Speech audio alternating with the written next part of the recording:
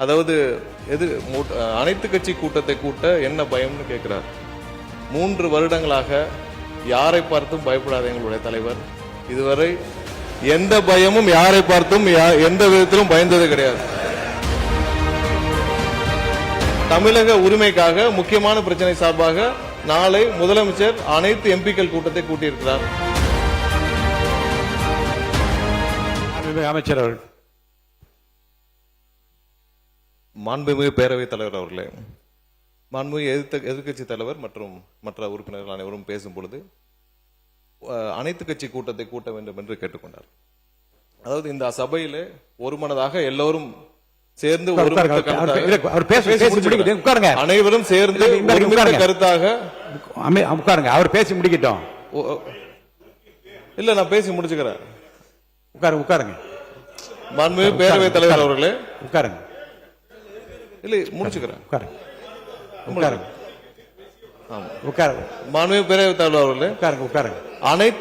அனைத்து கட்சிகளுடன் சேர்ந்து ஒருமித்த கருத்தாக தான் நம்ம தீர்மானம் நிறைவேற்றணும். அதை தாண்டியும் இப்பொழுது எதிர்க்கட்சி தலைவர் அவர்களும் மற்றவர்களும், முக்கியமாக எதிர்க்கட்சி தலைவர், அதாவது அனைத்து கட்சி கூட்டத்தை கூட்ட என்ன பயம்னு கேட்கிறார். 3 வருடங்களாக யாரை பார்த்தும் பயப்படாத எங்களுடைய தலைவர் இதுவரை எந்த பயமும் யாரை பார்த்தும் எந்த விதத்திலும் பயந்தது கிடையாது. 3 வருடமா நீங்களும் அதான் பார்த்துட்டு இருக்கீங்க. யாரை பார்த்தும் பயம் இல்லை. ஒரே ஒரு விஷயத்தை சொல்லிக்கிறோம். நாளை, அதாவது எங்களுடைய முதலமைச்சர் சார்பாக நாளை டீலிமிட்டேஷன், அதாவது முக்கியமான பிரச்சனை, இருங்க பேசிக்கிறேன், முக்கியமான பிரச்சனை டீலிமிட்டேஷன் சார்பாக அனைத்து எம்பிக்கள் கூட்டத்தை முதலமைச்சர் கூட்டியிருக்கிறார்.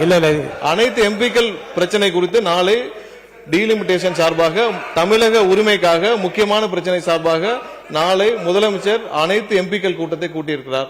அதற்கு திமுக எம்பிக்கள் கலந்து கொள்வார்கள் என்பதை எதிர்க்கட்சியை தெரிவிக்குமாறு கேட்டுக்கொள்கிறேன். இந்த இப்ப நம்ம எதை விஷயமா பேசிட்டு இருக்கோம், நீங்க சொன்னதுனால உங்களுடைய வார்த்தையை மதிச்சு நான் என்ன ஒத்திவைப்பு தீர்மானம் கொடுத்தனோ அதை பத்தி மட்டும் பேசினேன்.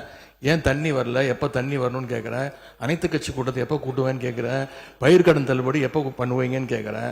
அதுக்கு சம்பந்தமே இல்லாம நம்முடைய அமைச்சர் அவர்கள் வேற ஏதோ திசை திருப்ப பாக்குறாரு.